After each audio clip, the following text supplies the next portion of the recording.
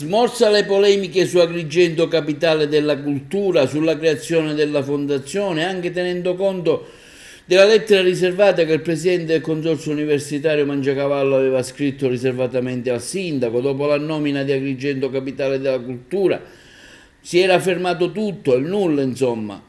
Tante le critiche che erano arrivate da varie espressioni della società civile della città e anche da rappresentanti del Consiglio Comunale. Assolutamente non c'è nessun problema, l'unico problema è quello burocratico, perché i tecnici, i principali attori, che sono i dirigenti, il segretario comunale, i revisori dei conti, il notaio, stanno lavorando giustamente in maniera forte affinché non ci sia nessuna falla che possa un giorno far fallire questa meravigliosa iniziativa. Sono soltanto tempi burocratici, non c'è assolutamente nessuna polemica, principalmente sulla governance, non c'entra niente assolutamente. Agrigento, capitale italiana della cultura 2025, non è un dramma.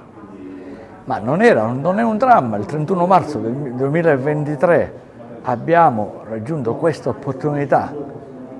Naturalmente, ripeto, se non si completano tutti i passaggi burocratici, non si può continuare a lavorare come si lavorava prima per raggiungere questo obiettivo. Adesso la seconda tappa è quella di iniziare a lavorare sui progetti, ma avere però un attestato, cioè quello di far nascere la fondazione.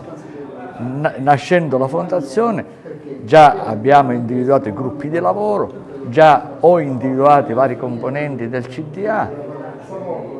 Penso che a brevissimo partiremo alla grande. Voi avete visto che anche, nonostante tutto, io sto girando l'Italia perché sono invitato o vengo a volte coinvolto in delle iniziative delle capitali italiane della cultura già passate, quelle attuali e quelle future, tra cui anche noi, Pesaro e noi.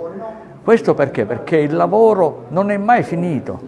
Dal 31 marzo del 2023 il lavoro è sempre andato avanti, magari in silenzio, come mi abitudine a fare, non fare dei proclami, non è il mio costume, ma il lavoro è sempre andato avanti.